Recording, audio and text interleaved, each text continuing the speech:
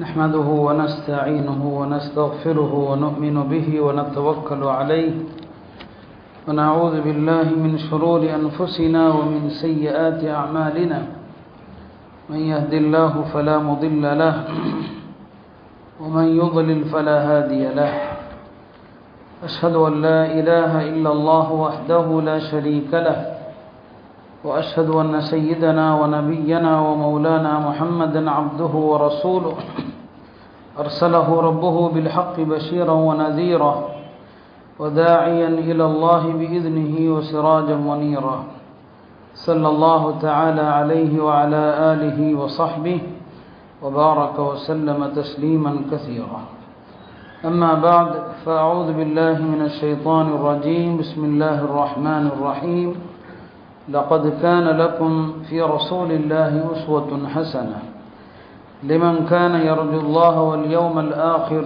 وذكر الله كثيرا وقال النبي صلى الله عليه وسلم خيرت بين الشفاعة وبين أن يدخل نصف أمتي الجنة فاخترت الشفاعة أو كما قال صلى الله عليه وسلم கண்ணியத்திற்குரிய அல்லாஹ்வின் நல்லடியார்களே,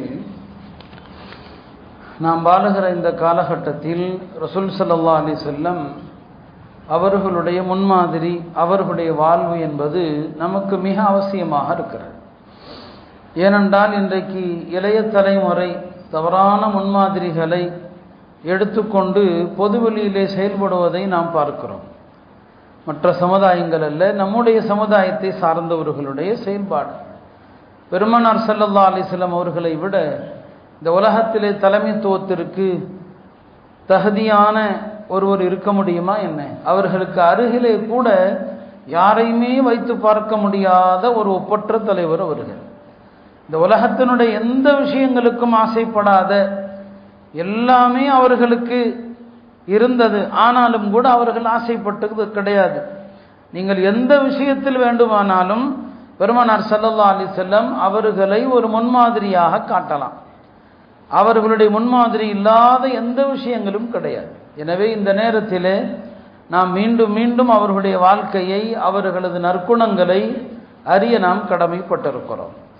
ஒரு வகையில் நான் இந்த நேரத்தில் இதை பேசுவதற்கான இன்னொரு காரணம், நிறைய ஹாஜிகள் ஹஜ்ஜுக்கு புறப்படுகிற தருணம். பெருமானார் ஸல்லல்லாஹு அலைஹி வஸல்லம் அவர்கள் வாழ்ந்த நகரத்திற்கு செல்லக்கூடியவர்கள் பெருமானார் ஸல்லல்லாஹு அலைஹி வஸல்லமுடைய அஹ்லாக்கையும் அவர்களது நற்குணங்களையும் படித்துவிட்டு சென்றால் மிக அற்புதமாக இருக்கும், அது சிறப்பாக இருக்கும். அந்த வகையில் தான் நபி ஸல்லல்லாஹு அலைஹி வஸல்லமுடைய வாழ்விலிருந்து நான் சில சம்பவங்களை உங்களுக்கு எடுத்துரைக்க விரும்புகிறேன். பெருமானார் ஸல்லல்லாஹு அலைஹி வஸல்லம் அவர்கள் தம் தோழர்களோடு, பலவீனமான மக்களோடு எவ்வளவு அழகான முறையிலே நமக்கு வாழ்ந்து காட்டினார்கள் என்பதைத்தான் இன்றைக்கு நான் நினைவூட்ட விரும்புகிறேன்.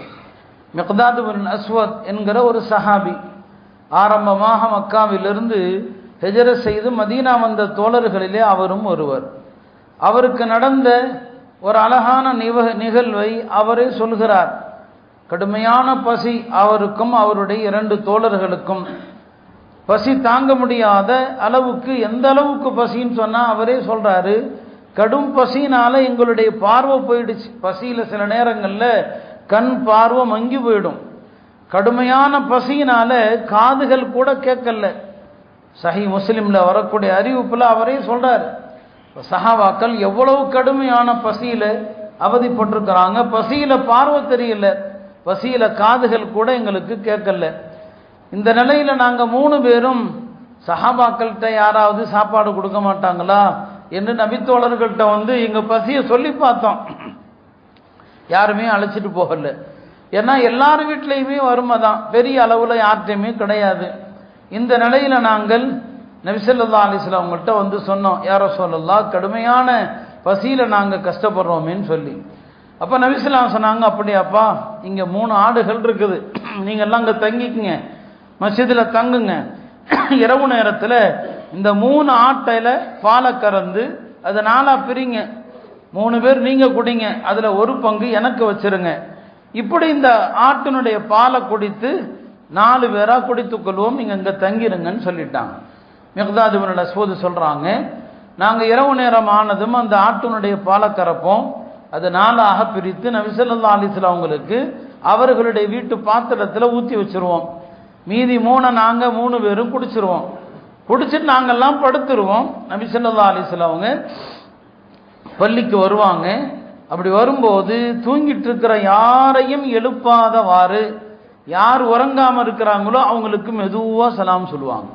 நபி ஸல்லல்லாஹு அலைஹி வஸல்லம் அவங்க ஒரு சுன்னத்தை செய்கிற போது கூட அழகான விஷயம், நம்ம யாரையும் நம்முடைய சலாமுனால தட்டி எழுப்பிடக்கூடாது. தூங்கிட்டு இருக்கிறார் ஒருத்தர், நாம் சொல்கிற சலாம்னால எந்திரக்கூடாது. அவங்க சொல்கிறாங்க, பெருமானார் ஸல்லல்லாஹு அலைஹி வஸல்லம் அவங்க தூங்கக்கூடியவரை எழுப்பாதவாறு மெதுவாக சலாம் சொல்லுவாங்க. பிறகு என்ன செய்வாங்க, பள்ளியில் பேர் 2 ரக்காத் தொழுதுட்டு வந்து அவங்களுக்கான பாலை குடிப்பாங்க. இப்படியே சில நாட்கள் ஓடுது. இப்படி இருக்கும்போது ஒரு நாள் இரவு நேரத்தில் வழமை போல நாங்கள் பாலை 4ஆக பிரித்தோம். 3 பேர் பாலை குடிச்சிட்டோம். பெருமானார் ஸல்லல்லாஹு அலைஹி வஸல்லம் அவர்களுக்கான பங்கை ஒரு பாத்திரத்தில் ஊற்றி வச்சிருக்கிறோம். இந்த நிலையில் அன்று எனக்கு கொஞ்சம் தாகம் தீரல, இன்னும் கொஞ்சம் குடித்தா நல்லா இருக்கும்னு சொல்லி, அப்போ என் மனசில் ஷைத்தான் ஒரு எண்ணத்தை போட்டான். பெருமானார் ஸல்லல்லாஹு அலைஹி வஸல்லம் அவங்க அன்சாரிகளுடைய வீடுகளுக்கு ஒரு வீட்டுக்கு போயிருக்கிறாங்க. அங்கே பால் அவங்களுக்கு குடிச்சிட்டாங்க. எனவே இந்த மிடர் இன்னைக்கு தேவைப்படாதுப்பா, நீ வேணா எடுத்து குடிச்சிக்க அப்படின்னு என் உள்ளத்தில் ஷைத்தான் போட்டான். நானும் என்ன பண்ணேன், யோசிக்கல, அந்த பாலை போய் எடுத்து குடிச்சிட்டேன்.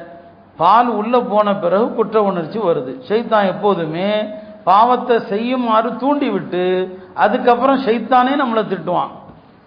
இப்போ அவரே சொல்கிறார், நான் பாலை குடிச்சிட்டேன், நபி ஸல்லல்லாஹு அலைஹி வஸல்லம் அவங்களுடைய பால், அது உள்ளே போன பிறகு எனக்கு ஷைத்தான் வருத்தத்தை ஏற்படுத்துகிறான், உனக்கு கேடுதான், நபி ஸல்லல்லாஹு அலைஹி வஸல்லம் பாலை குடிச்சிட்டாயே, அவர்கள் வந்து பாத்திரத்தை பார்த்தாங்கன்னா காலியாக இருக்கும், அப்போ நபி ஸல்லல்லாஹு அலைஹி வஸல்லம் உனக்கு எதிராக துவா செய்ய போகிறாங்க, நீ அழிந்து விட்டாய் நீ என்று தனக்கு தானே சொல்லிக் கொள்கிறாரு. என்ன செய்வதென்று தெரியல. ஒரு போர்வை, அந்த போர்வையும் பெரிய போர்வை அல்ல, காலை மறைச்சா முகம் திறந்திருக்கும், முகத்தை மறைச்சா கால் திறந்துரும். ஒரு வழியாக அதை போட்டு இழுத்து போட்டு படிக்கிறோம். குற்ற உணர்வுல தூக்கம் வரல. பக்கத்தில் 2 தோழர்கள் நிம்மதியாக தூங்கிட்டு இருக்கிறாங்க, எனக்கு தூக்கம் வரல. இந்த நிலையில் வளமை போல பெருமானார் ஸல்லல்லாஹு அலைஹி வஸல்லம் அவர்கள் வந்தாங்க. மெதுவாக சலாம் சொன்னாங்க. பள்ளியில் போய் 2 ரக்காத் தொழுதாங்க. தொழுது விட்டு தனக்கான பாலை குடிக்கிறதுக்கு வர்றாங்க. இப்போ இவர் பார்க்குறாரு, என்ன நடக்க போகுதோ தெரியல. பாலை நபி ஸல்லல்லாஹு அலைஹி வஸல்லம் திறந்து பார்க்குறாங்க, பால் இல்லை. பால் இல்லைன்னு சொல்லவும் கையை வேற தூக்கிட்டாங்க. இவர் நினைச்சாரு, போ நமக்கு எதிராகத்தான் துவா செய்கிறாங்க, இன்னைக்கு நாம் அழிந்து போய்விட்டோம் என்று. ஆனால் நபி ஸல்லல்லாஹு அலைஹி வஸல்லம் கையை தூக்கி என்ன துவா செய்கிறாங்க, அல்லாஹும்ம அத்இமன் அத்அமனி, யா அல்லாஹ் எனக்கு யார் உண்ண கொடுத்தாரோ அவருக்கு உணவை கொடு, வஸ்கிமன் சகானி, எனக்கு யார் பருக கொடுத்தாரோ அவருக்கு பருக கொடுன்னு சொல்லி. இவர் அதை பார்த்துட்டு, என்னடா இது புதுமையாக இருக்கிறது. இப்போ நபி ஸல்லல்லாஹு அலைஹி வஸல்லம் அவங்க இந்த துவா செஞ்சுட்டு என்ன செஞ்சுட்டாங்க, போயிட்டாங்க. இப்போ இவருக்கு ஒன்றுமே புரியல, என்னடா இப்படி ஆகிப்போச்சேன்னு சொல்லி, சரி இந்த ஆடுகளில் எதையாவது ஒன்றை அறுத்து நபி ஸல்லல்லாஹு அலைஹி வஸல்லம் அவங்களுக்கு கொடுப்போம் என்று நான் ஒரு கத்தியை தூக்கிட்டு போகிறேன். நபி ஸல்லல்லாஹு அலைஹி வஸல்லம் அவங்க கால்நடைகளில் நல்ல மடி கணத்து பால் நிறைய தரக்கூடியதாக இருந்தால் அதை அறுக்கக்கூடாதுன்னு சொல்லியிருக்கிறாங்க. அதனால் அந்த 3 ஆட்டில் பால் இல்லாத ஆடாக பார்த்து போனால் எல்லா ஆட்டினுடைய மடியையும் தொட்டு பார்த்தா நிறைவான பால் இருக்கு, எல்லாமே பாலால் நிரம்பி இருக்குது. இது நபி ஸல்லல்லாஹு அலைஹி வஸல்லம் துஆவுடைய பரக்கத்தினால எல்லாத்துலேயும் பால் இருக்குது. என்னடா செய்யறது, இது அறுக்கக்கூடாது. சரி பால் நல்லா இருக்குதுன்னு சொல்லி என்ன செய்கிறாரு, நபி ஸல்லல்லாஹு அலைஹி வஸல்லம் வீட்டு பாத்திரத்தை எடுத்து அதில் பாலை கறந்து நபி ஸல்லல்லாஹு அலைஹி வஸல்லம் அவங்கள்ட்ட போய், யா ரசூலல்லாஹ் இந்த பாலை குடிங்கன்னு சொல்லி. நபி ஸல்லல்லாஹு அலைஹி வஸல்லம் கேட்குறாங்க, நீங்கள் எல்லாரும் குடிச்சிங்களாப்பான்னு கேட்குறாங்க. ஆமாம் நாங்கள்லாம் குடிச்சிட்டோம், நீங்கள் குடிங்கன்னு சொல்லி. உடனே நபி ஸல்லல்லாஹு அலைஹி வஸல்லம் அவங்களும் என்ன செய்கிறாங்க, அந்த பாலை வந்து என்ன செய்கிறாங்க, குடிக்கிறாங்க. குடித்த பிறகு என்ன செய்கிறாங்க, துஆவும் செய்கிறாங்க. துஆவும் என்னங்க செய்கிறாங்க. சரி இவர் பார்த்தாரு, நமக்கு தாகம், நபி ஸல்லல்லாஹு அலைஹி வஸல்லம் தான் குடிச்சிட்டு மிச்சத்தை அவருக்கும் கொடுக்குறாங்க, மிக்தாதுக்கும் கொடுக்குறாங்க. அப்போ இன்னைக்கு இரவு நல்லாவே வயிறு நிரம்பிடுச்சு, தாகம் தீர்ந்துருச்சு, நபி ஸல்லல்லாஹு அலைஹி வஸல்லம் துஆவும் கிடச்சிருச்சு, நம்ம பண்ணினது என்னங்கிறதும் அவங்களுக்கு தெரியாது என்று மனசுக்குள்ளே நினச்சிட்டு நடந்ததை நினச்சி அவரே சிரிக்கிறாரு, கீழே விழுற அளவுக்கு சிரிச்சுக்கிட்டு வரும்போது நபி ஸல்லல்லாஹு அலைஹி வஸல்லம் கூப்பிட்றாங்க, என்ன மிக்தாதே ஒரு குறும்புத்தனம் பண்ணி வச்சுருக்கீங்களேன்னு கேட்குறாங்க. ஒரு குறும்புத்தனம் பண்ணியிருக்கீங்களேன்னு சொல்லி கேட்குறாங்க. அப்போ இதுக்கு மேலே மறைக்க முடியாது. நபி ஸல்லல்லாஹு அலைஹி வஸல்லம் அவங்களுக்கு எந்த விஷயத்தை மறைக்க முடியும், ஒரு குறும்புத்தனம் செஞ்சுருக்கீங்கிறாங்க, அவ்வளோதான். இவர் வந்து, யா ரசூலல்லாஹ் இப்படி இப்படி ஆகிப்போச்சு, உங்களுக்கான பாலை நானே குடிச்சிட்டேன், நீங்கள் வந்து எங்கே என்ன செய்வீங்களோன்னு தெரியாது பயந்த நீங்கள் துவா செஞ்சுட்டு போயிட்டீங்க அப்படின்னு சொல்லி அவர் சொல்ல, அப்போ நபி ஸல்லல்லாஹு அலைஹி வஸல்லம் சொன்னாங்க, ஹாதிஹி ரஹ்மத்தும் மினல்லாஹ், இது அல்லாஹ்வுடைய அருளால் கிடைத்த பால் தான். உன்னுடைய தோழர்களை எழுப்பியிருக்கலாம் இல்லப்பா, அவங்களுக்கும் அல்லாஹ்வுடைய இந்த பரக்கத்தான பாலை கொடுத்துருக்கலாம் இல்லையா அப்படின்னு சொல்றாங்க. அவன் அந்த நேரத்தில் அவர் சொல்லிக்கிறாரு, மற்றவங்களுக்கு கிடைச்சா என்ன கிடைக்காட்டா என்ன, எனக்கு நபி ஸல்லல்லாஹு அலைஹி வஸல்லம் துஆவும் கிடைத்து விட்டது, பரக்கத்தும் கிடைத்து விட்டது என்று சொல்றார். அருமையானவர்களே, பெருமானார் ஸல்லல்லாஹு அலைஹி வஸல்லம் அவர்கள் தம்முடைய தோழர்களோடு நடக்கிற இந்த முறை, தவறு செய்தவர்களோடு நடக்கிற இந்த கனிவான முறை, நம்முடைய வாழ்க்கையில் இது போன்ற நற்குணங்கள், இந்த கனிவான அம்சங்கள் இல்லாமல் போய்விட்டது. இந்த குணங்களை தான் இன்றைக்கு நாம் தேட வேண்டியதாக இருக்கிறது. வணக்கங்கள், வழிபாடுகள், மற்ற எல்லா விஷயங்களும் இருக்கிறது. ஆனால் இந்த பணிவு நம்மள்கிட்ட இல்லை. பெருமானார் ஸல்லல்லாஹு அலைஹி வஸல்லம் அவங்க எந்த பகுதியிலிருந்து செல்வங்கள் வந்தாலும் சரி, தான் விரும்பவே மாட்டாங்க, எடுக்க மாட்டாங்க, தோழர்களுக்கு தான் கொடுப்பாங்க. அவங்களுடைய வாழ்க்கையில் பெரிய அதிகமான செல்வம் பஹ்ரைன் அப்படிங்கிற நாட்டிலிருந்து வந்துச்சு. பஹ்ரைன்கிற நாட்டிலிருந்து கிட்டத்தட்ட 1,00,000 நாணயங்கள் ஒரு நாள் என்ன செய்கிறது, வருகிறது. அப்போ பெருமானார் ஸல்லல்லாஹு அலைஹி வஸல்லமுடைய பெரிய தந்தை அப்பாஸ், நபி ஸல்லல்லாஹு அலைஹி வஸல்லம் பெரிய தந்தை, அவங்க நபி ஸல்லல்லாஹு அலைஹி வஸல்லம் அவங்கள்ட்ட வந்து, ஏதோ பஹ்ரைன்ல இருந்து இவ்வளவு செல்வம், இவ்வளோ நாணயம் வந்திருக்கு இல்லையா, எனக்கு கொடுங்க. ஏன்னா பதில் போரில் நான் 2 பேருக்கான பணத்தை நான் கட்டியிருக்கிறேன். பதில் அவர் கைதியாக பிடிபட்டார். அதே போல ஹஜ்ரத் அலியுடைய சகோதரர் அகீலும் பிடிபட்டார். நான் 2 பேருக்கான தொகையை நான் செலுத்தி இருக்கிறேன், அதனால எனக்கு இதுல இருந்து உதவி செய்யுங்கன்னு சொல்லி ரசூல் ஸல்லல்லாஹு அலைஹி வஸல்லம் அவங்க அந்த பணம் வந்ததுமே சஹாபாக்களுக்கு உத்தரவிட்டாங்க, இதை பள்ளியில் அப்படியே பரப்புங்க, நீங்க போடுங்கன்னு சொன்னாங்க. பள்ளியில் அப்படியே பரத்தி போடப்பட்டுச்சு. அப்பாஸ் வந்து கேட்டது, உனக்கு இந்த காசு தானே வேணும், உங்களுக்கு எடுத்துக்கொள்ளுங்கள் அப்படின்னாங்க. அப்பாஸ் தானவங்க வயசான பெரியவர் தான், அவர் ஒன்றும் ஏழையும் இல்லை. ஆனாலும் உலகத்தில் இந்த பணம் காசுன்னு வரும்போது எல்லாருக்கும் ஒரு ஆசையும் தொற்றிக்கொள்ளுதா இல்லையா?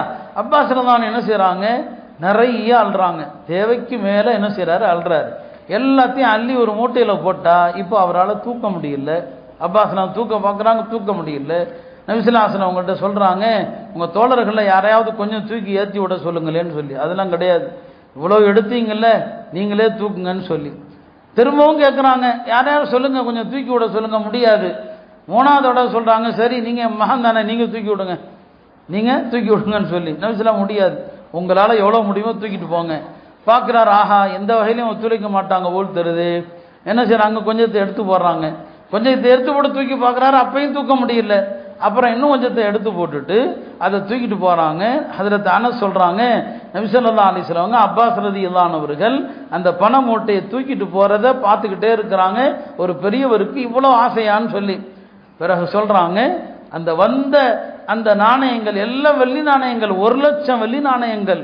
நபி ஸல்லல்லாஹு அலைஹி வஸல்லம் ஒரு திரகத்தை கூட மிச்சம் வைக்கல, எல்லாவற்றையும் காலி செய்த பிறகுதான் அங்கிருந்து பெருமானார் ஸல்லல்லாஹு அலைஹி வஸல்லம் அவர்கள் நகர்ந்து போனாங்க. அருமையானவர்களே, ரசூல் ஸல்லல்லாஹு அலைஹி வஸல்லம் இந்த உலகத்தினுடைய செல்வங்களை ஆசைப்பட்டதே கிடையாது, ஒரு நாள் ஆசைப்பட்டதில்லை.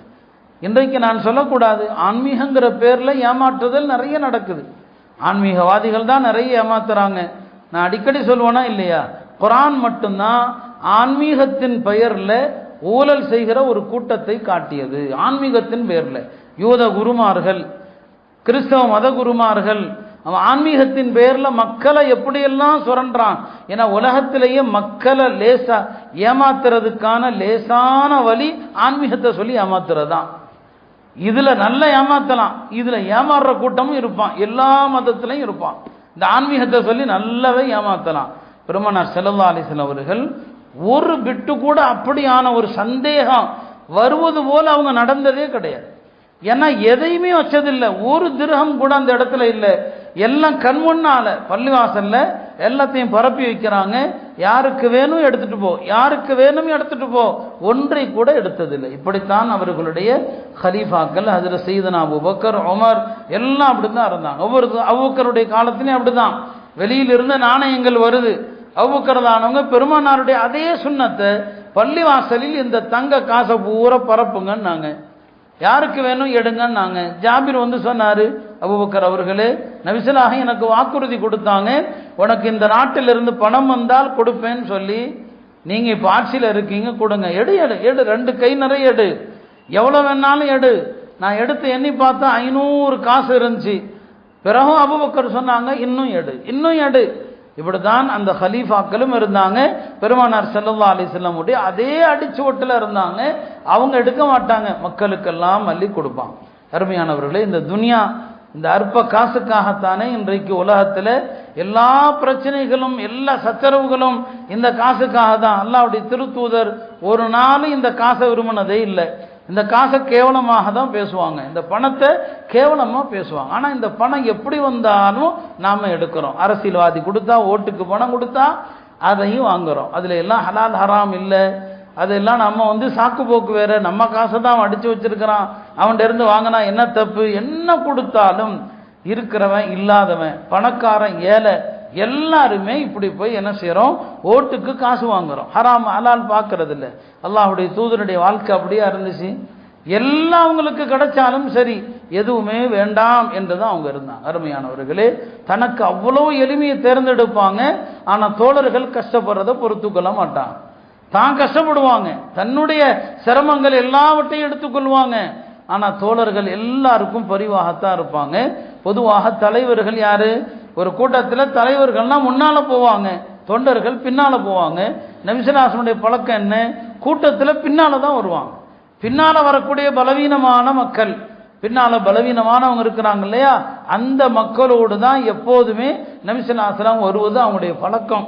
அந்த பலவீனமான மக்களை விசாரிப்பாங்க, அவங்களுடைய குடும்ப நிலைகளை கேட்பாங்க, அவங்களுக்கு ஆலோசனை கொடுப்பாங்க, அவங்களுக்கு உதவிக்கான வழிகள் இருக்குதா, அந்த உதவிகளை செய்வாங்க.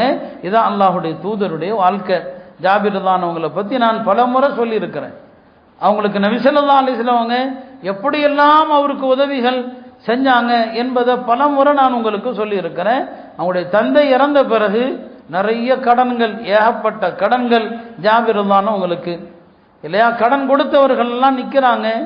அவர் சொல்றாரு, என் தந்தையிடம் இருந்தது ஒரே ஒரு பேரிச்ச மர தோட்டம் தான்.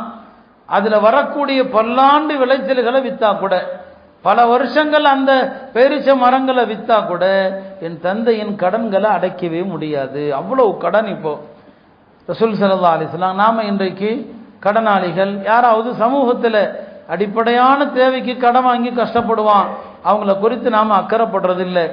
வீண்வரையத்திற்காக கடன் வாங்குற ஒரு கூட்டம் இருக்குது, எல்லாவற்றுக்கும் லோன் வாங்குற ஒரு கூட்டம் இருக்குது. அவங்க தான் இந்த தற்கொலை முடிவுக்கு போறவங்க எல்லாம். ஆனா அடிப்படைக்கு கடன் வாங்கி கஷ்டப்படுறவங்களும் இருக்கிறாங்க. பெருமானார் ஸல்லல்லாஹு அலைஹி வஸல்லம் அவர்கள் இத்தகைய மக்கள் விஷயத்துல அக்கறை கொள்வாங்க. இதே மாதிரி இன்னொரு சஹாபி சம்பவமும் இருக்குது. இப்ப ஜாபிர் அவங்க யார்கிட்ட வருவாங்க? அல்லாஹ்வுடைய தூதர் தான் சொன்னாங்க, யா ரசூலல்லாஹ், என்ன செய்வதுன்னு தெரியல, இவ்வளவு கடன் இருக்குது, இதுல உள்ளதை வித்தா கூட கடனை அடைக்க முடியாது.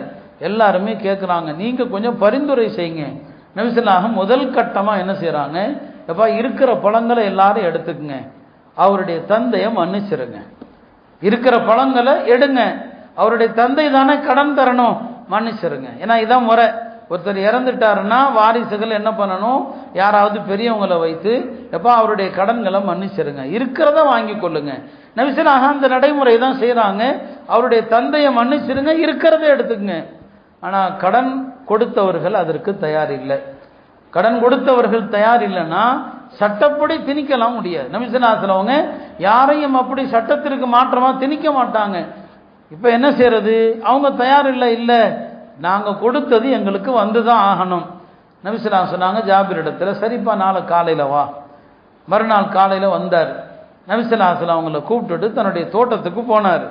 அந்த தோட்டத்தில் பேரிச்சம்பழங்களை பறித்து ஒரு இடத்துல வைப்பாங்க, அந்த பேரிச்சம்பழங்களை காய வைப்பாங்க. அந்த இடத்திற்கு நபி ஸல்லல்லாஹு அலைஹி வஸல்லம் அந்த இடத்த அப்படியே சுற்றி வர்றாங்க.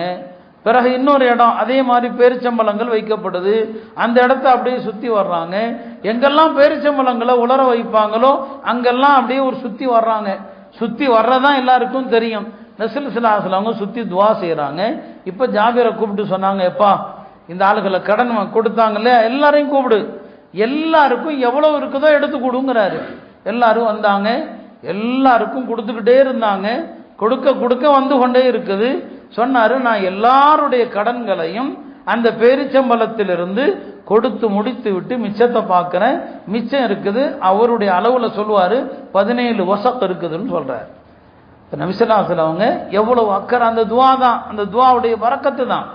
ரொம்ப எளிமையான மக்கள், ஏழையாக வறுமையில் இருக்கிற மக்கள், அவங்க விஷயத்துல நபி ஸல்லல்லாஹு அலைஹி அவங்க மிகுந்த அக்கறை எடுப்பாங்க. அவங்களுடைய கஷ்டங்களை துயர்களை துடைப்பதற்கு நபி ஸல்லல்லாஹு அலைஹி அவங்க முயற்சி எடுப்பாங்க. முஆது பின் ஜபலுக்கும் இப்படிதான் ஆச்சு. அவரே இப்படிதான் ஒரு வியாபாரத்துல கடனாளியாக ஆயிட்டார். நபி ஸல்லல்லாஹு அலைஹி அவங்க ஒரு சமூக அக்கறையாளராக இருந்தாங்க. வெறுமனே மார்க்க விஷயங்கள், வணக்க வழிபாடுகள் அதை மட்டும் நமக்கு சொல்லித்தரல. இதற்கும் மேலாக பெருமானார் ஸல்லல்லாஹு அலைஹி அவங்க நம்முடைய விஷயத்துல என்னங்க அக்கறை செலுத்துவாங்க. தோழர்கள் யாருடைய விஷயமானாலும் சரிதான், அவங்க விஷயத்துல கவலைப்படுவாங்க. ஜாபிர் ரலியல்லாஹுடைய அந்த கடன்கள் எல்லாம் முடிந்து அந்த தோட்டத்துல மிச்சத்தை வைத்து என்ன செய்யறாரு, அவர் வாழ்க்கையை ஓட்டுறார். அருமையானவர்களை, இந்த குணங்கள் எல்லாம் இன்றைக்கு நம்மிடத்துல எங்க இருக்குது? பணக்காரர்கள், சமூகத்தில் உள்ள இந்த கடன்ல அவதிப்படக்கூடியவர்களுக்கு, கடனாளிகளுக்கு தனியா ஜக்காத்துல ஒரு பங்கு இருக்குது. யார் கடன்ல கஷ்டப்படுறானோ ஜக்காத்துடைய நிதியில அவர்களுக்கு ஒரு பங்கு இருக்குது. நம்முடைய செல்வந்தர்கள் அப்படியெல்லாம் முயற்சி பண்ணாங்கன்னு சொன்னா நிறைய விஷயங்களை நாம என்ன செய்யலாம், தவிர்க்கலாம். சமூகத்தில் ஏற்படுகிற தீமைகளை என்ன செய்யலாம், தடுக்கலாம். பெருமானார் ஸல்லல்லாஹு அலைஹி வஸல்லம் அவர்கள் நலிந்த மக்கள், அவங்களுக்கு இப்படிதான் எல்லா கட்டத்திலும் ஆறுதலா இருப்பாங்க. அவங்களுக்கு ஆலோசனைகள் கொடுப்பாங்க, என்ன செய்ய வேண்டும் என்று வழிகாட்டுவாங்க. இதே ஜாபிர் அவர்கள் தான் ஒரு பயணத்தில் நபி ஸல்லல்லாஹு அலைஹி வஸல்லம் அவங்களோடு இருப்பாரு. எல்லாரும் புறப்பட்டு போயிடுவாங்க, கடைசியில் அவர் மட்டும்தான் இருப்பாரு. என்ன ஜாபிர், ஏங்க நிற்கிறீங்க, என்னுடைய ஒட்டகத்தை காணோன்னு சொல்லுவார். நபி ஸல்லல்லாஹு அலைஹி வஸல்லம் அவங்க ஒரு இடத்த காட்டி அங்கே நிற்குதும் வாங்க, அவர் போவாரு, இருக்காது. ஆனால் நபி ஸல்லல்லாஹு அலைஹி வஸல்லம் போனால் அந்த ஒட்டகம் அங்கே நிற்கும். பெருமானாரே கூடுவாங்க, வாங்க இந்த ஒட்டகம் நிற்குதுன்னு சொல்லி. நபி ஸல்லல்லாஹு அலைஹி வஸல்லம் அவங்க அந்த ஒட்டகம் ரொம்ப, அது ஒரு தண்ணீர் சுமக்கிற ஒட்டகம், சவாரிக்கு அது லாய்க்கே கிடையாது. அதில் ஏறி போனால் ரொம்ப மெதுவாக தான் போகணும். அவரோ அழுத்து கொண்டு தான் ஏறாரு. இந்த ஒட்டகமா எனக்கு கிடைச்சதுன்னு சொல்லி பெருமானார் ஸல்லல்லாஹு அலைஹி வஸல்லம் அவங்க அந்த சஹாபியுடைய அந்த கஷ்டம், அந்த துயரம், அதில் ஏறி மதீனா வரைக்கும் எப்போ போய் சேருவோம்னு சொல்லி அவருக்கு ஒரு அலுப்பு. நபி ஸல்லல்லாஹு அலைஹி வஸல்லம் என்னென்ன பண்ணுறாங்க பாருங்க. கொஞ்சம் தண்ணி என்ன செய்கிறாங்க, கேட்டு வாயில ஊற்றி அந்த ஒட்டகத்தினுடைய முதுகில், அந்த ஒட்டகத்தினுடைய முகத்தில் கொஞ்சம் அப்படியே உமிழ்ந்து விடுறாங்க. ஏன்னா பெருமானாருடைய அந்த பரக்கத்தினால அது கொஞ்சம் உற்சாகம் அடையட்டுமேன்னு சொல்லி தண்ணியை தன்னுடைய வாயில வைத்து அந்த ஒட்டகத்தினுடைய முதுகில், அந்த ஒட்டகத்தினுடைய முகத்தில் உமிழ்றாங்க. பிறகு நபி ஸல்லல்லாஹு அலைஹி வஸல்லம் அவங்க தன்னுடைய குச்சியால அந்த ஒட்டகத்தினுடைய பின்புறத்தில் லேசா தட்டுறாங்க. மூணாவது பெருமானார் ஸல்லல்லாஹு அலைஹி வஸல்லம் அவங்க கையை தூக்கி அந்த ஒட்டகத்துக்காக துவா செய்கிறாங்க. இத்தனையும் செய்த பிறகு இப்போ அவர் ஏறுனா ஒட்டகம் மற்ற எல்லாத்தையும் விட வேகமாக ஓடுது. கடிவாளத்தை பிடிச்சு நிறுத்த பார்க்குறாரு, நிறுத்த முடியல, அவ்வளோ ஸ்பீடாக போகுது. பெருமானார் ஸல்லல்லாஹு அலைஹி வஸல்லம் அவங்க பின்னாலேயே தன்னுடைய ஒட்டகத்தில் வந்து கேட்குறாங்க, என்ன ஜாபீர் இப்போ எப்படி இருக்குது உன்னுடைய ஒட்டகம்? இல்லை இப்போ ரொம்ப வேகமாக இருக்குது, ரொம்ப ஸ்பீடாக இருக்குது, இந்த ஒட்டகத்தை எனக்கு விற்றுருப்பான்னாங்க. ஒட்டகத்தை எனக்கு வித்துரு. அவங்க சொன்னாங்க, இல்லை யார சொல்லலாம், சும்மாவே கொடுக்குறேன், இல்லைப்பா வித்துரு. அப்போ அதுக்கு ஒரு காசு பேசப்படுது, அந்த காசுக்கு விற்கிறாங்க. பிறகு சொன்னாங்க, மதீனா வரைக்கும் நான் இந்த ஒட்டகத்தில் வர்றேன்னு சொல்லி அதே மாதிரி ஏற்றுக்கிட்டாங்க. மதீனா வந்ததும் ஜாபிர் ரலியல்லாஹு அவர்கள் அந்த ஒட்டகத்தை கொண்டுட்டு பெருமானார் ஸல்லல்லாஹு அலைஹி வஸல்லம் அவங்கள்ட்ட வர்றாங்க. ஒட்டகத்தை ஒப்படைக்கணுமா இல்லையா? நபி ஸல்லல்லாஹு அலைஹி வஸல்லம் பள்ளிக்குள்ளே போப்பா, பயணத்திலிருந்து வந்தா 2 ரக்காத் தொழணும். அங்கேயும் ஒரு சுன்னத்தை கற்றுக் கொடுக்குறாங்க, 2 ரக்காத் தொழுதுட்டு வா. பிலால்கிட்ட சொன்னாங்க, ஜாபிருடைய ஒட்டகத்துக்கு என்ன விலை பேசணுமோ அந்த விலையை விட கூட்டி கொடு, பேசின விலை ஒன்று, அதை விட அதிகப்படுத்தி கொடு. பெருமானார் ஸல்லல்லாஹு அலைஹி வஸல்லம் வியாபாரத்தில் கற்றுக் கொடுத்தாங்க. வியாபாரங்கிறது வெறும் துன்யா, உலகம் மட்டுமல்ல. வாங்கக்கூடியவர் அவர் நினைக்கணும் பேசின விலையை விட கூட கொடுக்கணும்னு சொல்லி, விற்கிறவர் நினைக்கணும் சொன்ன விலையை விட குறைச்சி கொடுக்கணும்னு சொல்லி. அதனால தான் வியாபாரி அவர் விற்கிற விஷயத்தில் பெருந்தன்மையாக இருக்கணும், வாங்கக்கூடியவர் வாங்குற விஷயத்தில் பெருந்தன்மையாக இருக்கணும். ஆனால் இன்னைக்கு அந்த பழக்கம் நம்மிடத்துல இல்லை. ஹதீஸில் அப்படி தான் வருது. சொன்னாங்க, அவர்கிட்ட நம்ம பேசினது ஒரு தொகைப்பா, கூடவே கொடு அப்படின்னு சொன்னாங்க. அதே மாதிரி ஜாபிர் வந்தாங்க, பேசின தொகையை விட கொஞ்சத்தை கூட போட்டு கொடுக்குறாங்க. ஜாபிர் தானு பார்க்குறாங்க, பெருமானார் எக்ஸ்ட்ரா கொடுத்தாங்க இல்லையா, அந்த காசை அவர் தனியாக பாதுகாக்கிறார். ஏன்னா இது பரக்கத்து, இது நபி ஸல்லல்லாஹு அலைஹி வஸல்லம் கொடுத்த தனி பரக்கத்து, இது அதை தனியாக பாதுகாக்கிறாரு. காசை வாங்கிட்டு போகிறப்போ நபி ஸல்லல்லாஹு அலைஹி வஸல்லம் கூப்பிட்றாங்க, ஜாபிரே வாங்க உடைய ஒட்டகத்தையும் எடுத்துக்கங்கிறார். காசையும் கொடுத்தாச்சு, ஒட்டகத்தையும் காசையும் எடுத்துட்டு போகிற வழியில் ஒரு யூதர் பார்க்குறாரு, என்ன ஜாபிர் இந்த ஒட்டகத்தை பெருமானாருக்கு வித்துட்டீங்களே, ஒட்டகத்தோடு திரும்ப வர்றீங்களே. அப்போ அவர் சொன்னார், இல்லை நபிசல்லாஹு அவங்க ஒட்டகத்தை வாங்கினாங்க, காசையும் கொடுத்தாங்க, பிறகு சொல்லிட்டாங்க ஒட்டகம் உனக்கு தான்ப்பா, ஒட்டகத்தையும் வச்சுக்க காசையும் வச்சுக்கன்ட்டாங்கன்னு சொல்லி அந்த யூதர் சொன்னதாக அஹ்மதுல வருது. இவ்வளவு ஒரு அழகான நற்குணத்தை கொண்ட ஒரு மனிதரை நான் இதுவரைக்கும் பார்த்ததே இல்லைங்கிற ஒரு யூதர் சொல்றார். பெருமானார் ஸல்லல்லாஹு அலைஹி வஸல்லமுடைய இந்த நற்குணத்தை என்ன செய்கிறாரு, வாழ்த்துறாரு. இப்படி ஒரு குணமா, இந்த மாதிரி ஒரு குணத்தை நான் பார்த்ததே இல்லைன்னு சொல்லி. அருமையானவர்களே, பெருமானார் ஸல்லல்லாஹு அலைஹி வஸல்லமுடைய உள்ளத்துல கருணை எவ்வளவு இருந்துச்சுன்னு சொன்னா, ஒரு முறை பெருமானார் ஸல்லல்லாஹு அலைஹி வஸல்லம் அவங்க தோழர்களோடு ஒரு பயணத்தில் இருக்கிறாங்க. இரவு நேரத்தில் எல்லாரும் பிரிஞ்சு தங்குவாங்க. அவுஃப் இப்னு மாலிக் சொல்றாங்க, நான் இரவுல எஞ்சி பார்க்குறேன், அல்லாஹ்வுடைய தூதரை காணோம், மற்ற தோழர்களையும் எழுப்புறேன், எங்கெங்க நபிஸ்லாம் போனாங்க தெரியல. கொஞ்ச நேரம் கழித்து நபிஸ்லாம் தூரத்திலிருந்து வர்றாங்க. வந்தவங்க சொன்னாங்க, நேற்று இரவு அல்லாஹ் என்னிடம் வந்து சொன்னா, நபியே முஹம்மது ஸல்லல்லாஹு அலைஹி வஸல்லம் அவர்களே, 2 விஷயத்துல ஒன்றை நீங்க தேர்வு செய்யுங்க. ஒன்று என்ன தெரியுமா, நீங்க விரும்புனீங்கன்னா உங்க உம்மத்துல பாதி பேரை விசாரணை இல்லாம கேள்வி கணக்கு இல்லாம அவங்கள சொர்க்கத்துக்கு நான் அனுப்பிடுறேன். உம்மத்துல பாதி, கியாமத்து நாள் வரைக்கும் இந்த உம்மத்துடைய எவ்வளவு இருக்குன்னு யோசிச்சு பாருங்க, பாதிக்கு பாதி சொர்க்கம். ஆனால் இதை எடுத்துக்கிட்டா அடுத்து நரகத்துக்கு போற யாருக்கும் நீங்க பரிந்துரை செய்ய முடியாது. இதை எடுத்துக்கிட்டா அது இல்லை. அப்ப பாதி பேர்த்த சொர்க்கத்துக்கு அனுப்புறேன், எதுவுமே இல்லாம அனுப்பிடுறேன், அது வேண்டுமா? அல்லது நீங்க ஷஃபாஅத்து பண்ணுனா நரகத்துக்கு போன யாரை வேணாலும் விடுவிக்கலாம், சொர்க்கத்துக்கு அனுப்பலாம், இந்த 2ல எதை தேர்வு செய்ய போறீங்கன்னு சொல்லி நபி ஸல்லல்லாஹு அலைஹி வஸல்லம் சொன்னாங்க, ஃபக்தர்து ஷஃபாஅ, நான் பரிந்துரையை தேர்வு செஞ்சுக்கிட்டேன்னு சொன்னாங்க. ஏன்னா பரிந்துரையை தேர்வு செஞ்சாதான் நரகத்துக்கு போற பாவிகளை எல்லாம் நான் சொர்க்கத்துக்கு கூட்டு வர முடியும். முதல் விஷயத்தை நான் தேர்வு செஞ்சுட்டேன், என்னுடைய உம்மத்துல பாதி பேர் தான் சொர்க்கத்தில் இருப்பாங்க, மீதி பாதி பேர் நரகத்தில் இருப்பாங்கன்னு சொன்னாங்க.